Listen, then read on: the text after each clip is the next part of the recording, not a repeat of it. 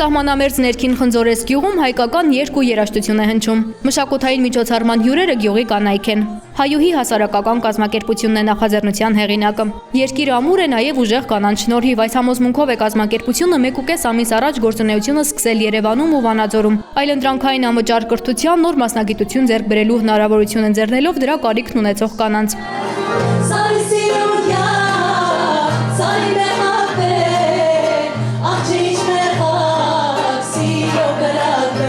Շատ մեծ հետաքրքրություն է առաջացրել հայուհու կոնցեպտը մեր հայուհիների մոտ։ Հավանաբար կար այդ բացը։ Իրականացնում ենք անվճար կրթական ծրագրեր 18-ից բարձր տարիքի հայ կանանց համար։ Այս պահին գործող ունենք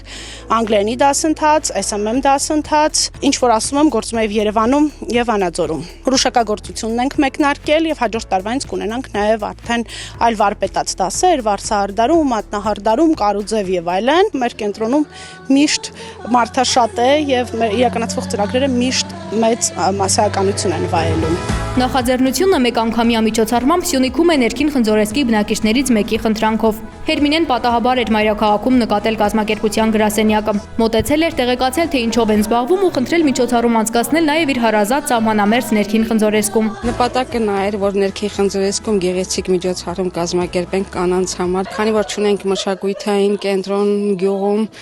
չունենք մեծ հնարավորություններ ու սահմանում դժվար է այս ամեն ինչը կազմակերպելը եւ արագ դրական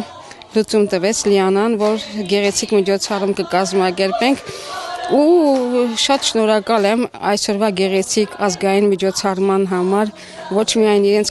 հայուհի կազմակերպությանը, այլև նաև որ կարողացան մեր բոլոր հայուհիներին երջանկացնեն այսօր իրենց նախաձեռնությամբ։ Հայուհի կանանց կենտրոնին 1.5 ամսվա գործունեության ընթացքում արդեն 400 շահառու է միացել։ Էմոցիոնալ աջակցություն, գործնական հմտություններ է կազմակերպությունն առաջարկում կանանց, նպաստելով հասարակության մեջ կնոջ դերի մեծացմանը։